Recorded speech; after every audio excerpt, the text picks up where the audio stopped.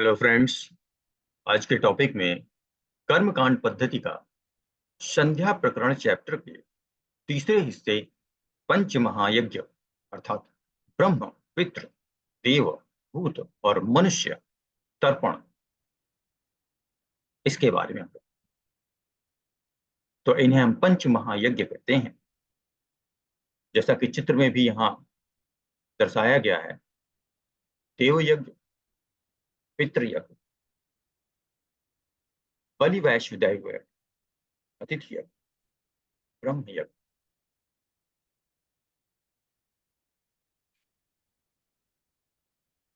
तो पंच महायज्ञ करने का कारण क्या होता है? गृहस्थ के घर में 5 स्थल ऐसे हैं जहां प्रतिदिन न चाहने पर भी जीव हिंसा होने की संभावना रहती है। जैसे कि चूल्हा, जहां अग्नि जलाने में हो जाती है, चक्की पीसने में हो जाती है, बुहारी बुहारने में, उखल कूटने में, और जल रखने के स्थान अर्थात जल पात्र रखने पर नीचे जीवों के दबने से जो पाप होते हैं, उन पापों से मुक्त होने के लिए ब्रह्म यज्ञ, वेद वेदांग तथा पुराणादि आर्ष ग्रंथों का स्वाध्याय, पितृयज्ञ, श्राद्ध तथा तर्पण, दैवज्ञ देवताओं का पूजन एवं हवन, भूत यज्ञ, बलिवैश्य देव तथा पंच बलि, मनुष्य यज्ञ, अतिथि सत्कार, इन 5 यज्ञों का प्रतिदिन अवश्य करना चाहिए। ठीक है। तो इन पापों से मुक्त होने के लिए जो यज्ञ हैं, उनका नाम यहाँ पे दे दिया गया है कि देव यज्ञ, भूत यज्ञ, मनुष्य यज्ञ, बलिवैश्य देव इत्यादि। तो सबसे पहले हम शुरुआत करते हैं ब्रह्म यज्ञ। संध्या वंदन के बाद द्विज मात्र को प्रतिदिन वेद पुराण आदि का पठन पाठन करना चाहिए। इसे हम ब्रह्म यज्ञ। समय अभाव होने पर केवल गायत्री महामंत्र के जपने से भी ब्रह्म यज्ञ की पूर्ति हो जाती है। तो आप समझ लें, ब्रह्म यज्ञ बहुत ही आसानी से हो जाता है कि संध्या वंदन के बाद द्विज मात्र को अर्थात लगभग हर इंसान के लिए अगर वो सिर्फ गायत्री मंत्र कर लेता है तो भी उसका ब्रह्म यज्ञ की पूर्ति हो जाती है। उसके बाद पितृयज्ञ, या जिसे हम तर्पण भी कहते हैं। तर्पण का फल एक कश्य तिलैर्मिश्रा स्त्रीतम तादज्वल जलीनम यावज्जी पापकृतम पापम तत्क्षणा देवा नश्यति। तो ये तर्पण का फल इसमें बताया गया है कि एक एक पितर को तिल मिश्रित जल की 3-3 अंजलियां प्रदान करें। इस प्रकार तर्पण करने से जन्म से आरंभ कर तर्पण के दिन तक किए पाप उसी समय नष्ट हो जाते हैं। तो अर्थात जितने भी आपने पाप किए हैं, अगर पितरों का तर्पण कर देते हैं तो आपको उन सारे पापों से मुक्ति मिल जाती है। तर्पण के योग्य पात्र क्या क्या है? सोना, चांदी, तांबा, कांसा का पात्र पितरों के तर्पण में प्रशस्त माना गया है। मिट्टी तथा लोहे का पात्र सर्वथा वर्जित है। कभी भी लोहे के पात्र, जिसे हम स्टील के बर्तनों से आजकल तर्पण दे देते हैं, ये गलत है। मिट्टी के बर्तन से भी नहीं देना चाहिए। हमेशा कांसे या तांबा, ये मार्केट में मिलते हैं पूजा करने, वहां से ले लें, उससे आपको तर्पण देना। तिल तर्पण का निषेध है। तिल तर्पण का निषेध सप्तमी एवं रविवार को घर में जन्मदिन में दास पुत्र और स्त्री की कामना वाला मनुष्य कभी भी तिल से तर्पण ना करे।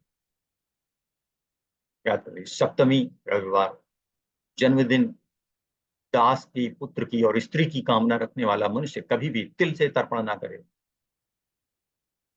नंदा अर्थात प्रतिपदा, षष्ठी और एकादशी, नंदा तिथियां शुक्रवार, कृतिका, मघा एवं भरणी नक्षत्र, रविवार तथा गजक छाया योग में तिल विले जल से कदापि तर्पण ना करें। ये भी याद रखना है कि नंदा तिथि शुक्रवार, कृतिका, मघा, भरणी नक्षत्र, रविवार तथा गजक छाया योग में तिल विले जल से कदापि तर्पण। कुशा के अग्रभाग से देवताओं का, मध्य से मनुष्यों का और मूल तथा अग्रभाग से पितरों का तर्पण करें। मूल से पितरों का तर्पण करें। घर में ग्रहण, पितृश्राद्ध, व्यतिपात योग, अमावस्या तथा संक्रांति के दिन निषेध होने पर भी तिल से तर्पण। घर में जब तर्पण करते हैं पितरों का, तो उसमें निषेध है कि तिल से तर्पण ना करें। अभी हमने ऊपर बताया, ये देखिए आप, घर में मनुष्य तिल से तर्पण ना करें। लेकिन यहाँ पे एक एक्सेप्शन है कि घर में ग्रहण, पितृश्राद्ध, व्यतिपात योग, अमावस्या तथा संक्रांति के दिन निषेध होने पर भी तिल से तर्पण कर सकते हैं, किंतु अन्य दिनों में घर में तिल से तर्पण ना करें।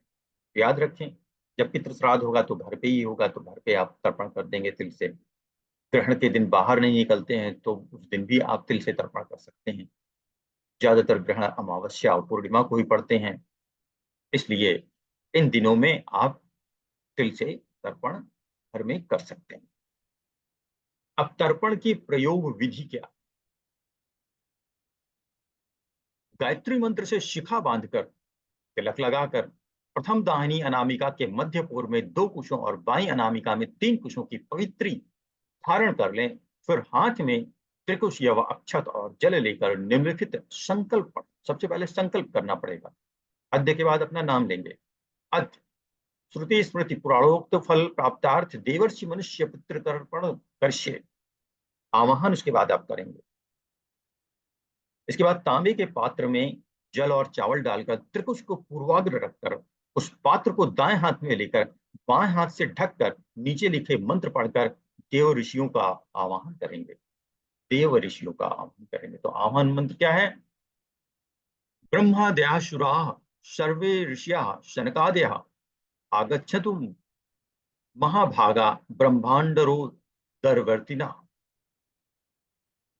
तो इस तरह से हमने आवाहन किया तर्पण के। तो ये अब यहाँ पे हम तर्पण बताने जा रहे हैं।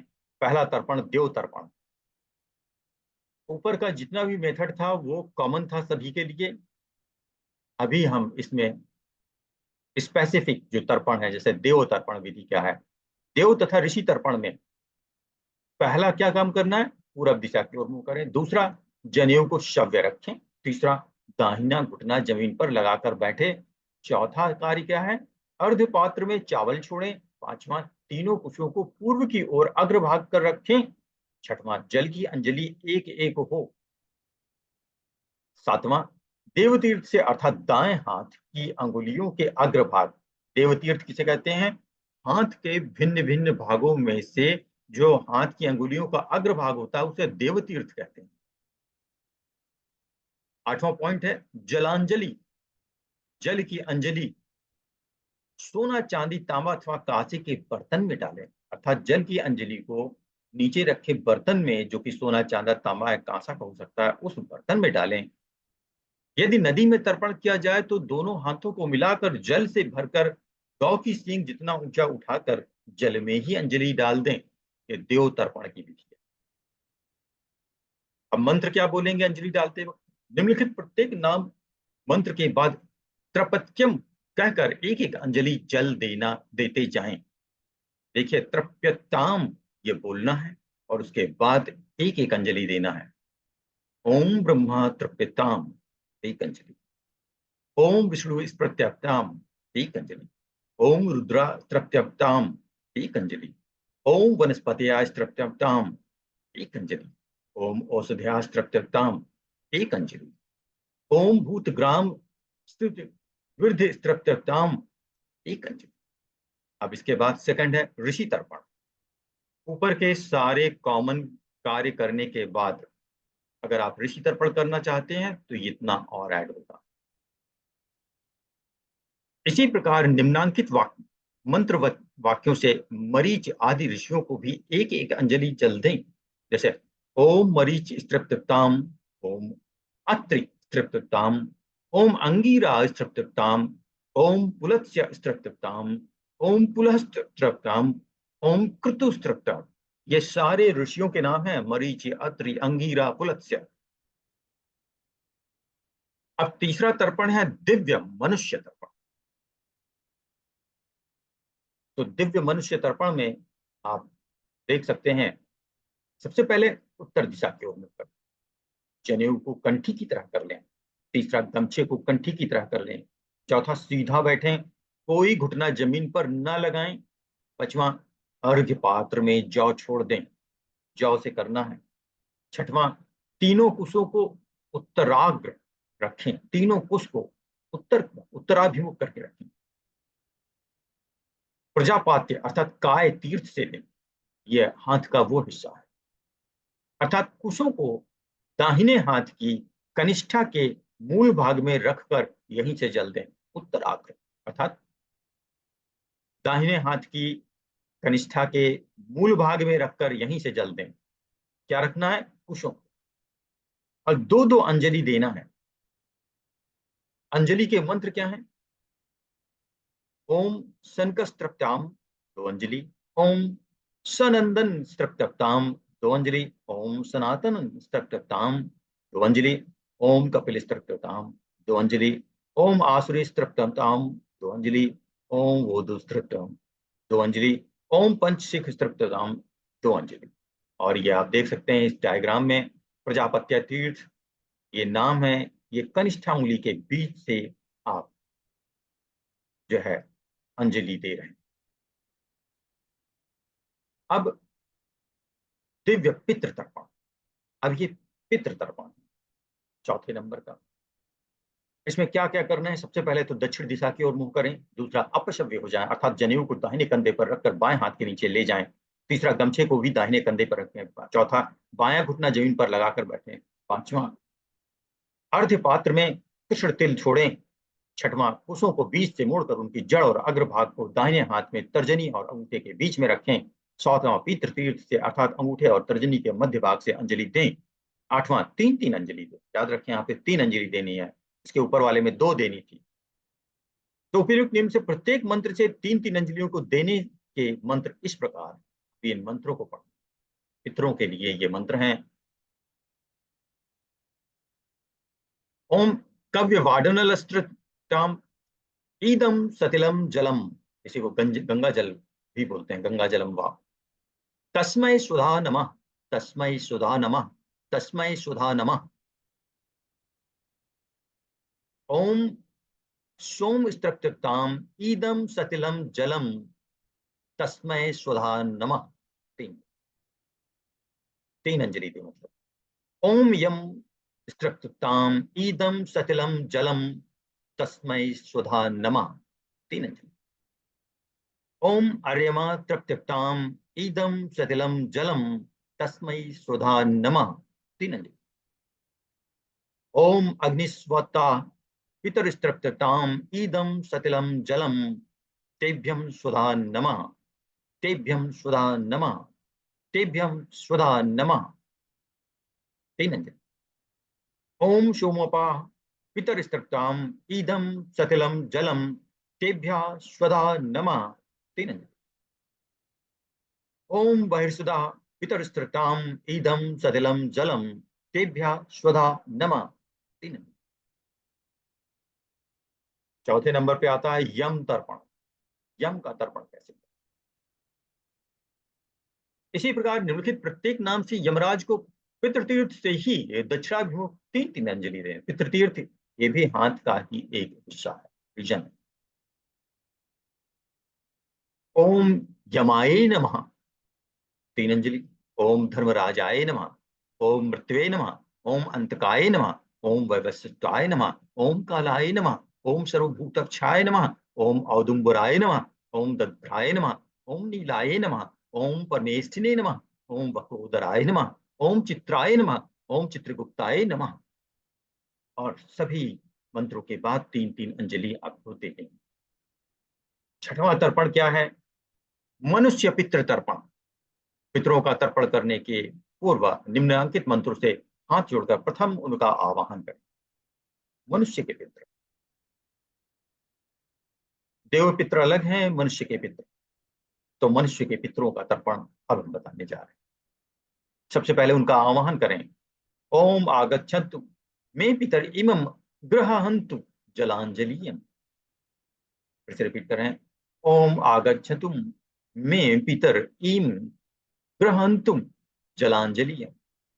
इस संस्कृत वाक्य को बोलकर तिल के साथ तीन तीन अंजलियां दें तिल के साथ 3-3 अंजलियां दें। क्या था, जैसे कि अमुक गोत्रा, आप अपना गोत्र बोलें। अस्म पिता, आप अपना नाम लेके अपने पिता का नाम लें। अमुक शर्मा, आपका जो भी जाति है। वसरूप स्थिताम तालमि वस वशुरूप स्थितामिदम तिरोदकम तस्मै सुधा नमः, तस्मै सुधा नमः, तस्मै सुधा नमः। 3 अंजलि। फिर से आपको वही बोलना है, अमुक गोत्र, अस्म पितामह, अमुक शर्मा, लेकिन बाद में जो चेंज हो रहा है वो है रुद्र रूप स्त्रप्ताम मिदम तिलोदिकम तस्मै सुधा नमः। 3 अंजलि। तो इन सारे आगे आने वाले सारे श्लोक में सिर्फ ये पॉइंट चेंज हो रहा, जैसे रुद्र रूप स्त्रप्ताम मिदम, आदित्य रूप स्त्रप्ताम मिदम, फिर है अमुकी देवी वशुरूपा तृप्ताम मिदम। बाकी सारी चीजें सेम। यहाँ पे रुद्र रूपा तृप्ताम मिदम, अमुक गोत्रा अस्म प्रीतामह, अमुकी देवी आदित्य रूपा, ये डिफरेंट, आदित्य रूपा। बाकी कॉमन है, तृप्त्याम मिदम तिरोदिकम तस्या सुधा नमः। 3 अंजलि। तो इस तरह से मित्रों ये टॉपिक कंप्लीट हुआ। इसमें हमने पंच महायज्ञ के बारे में पढ़ा, जिसमें तर्पण, 6 तरीके के तर्पण आपको कैसे देने हैं वो हमने बताया है। धन्यवाद। पसंद आया हो सब्सक्राइब करें, लाइक करें।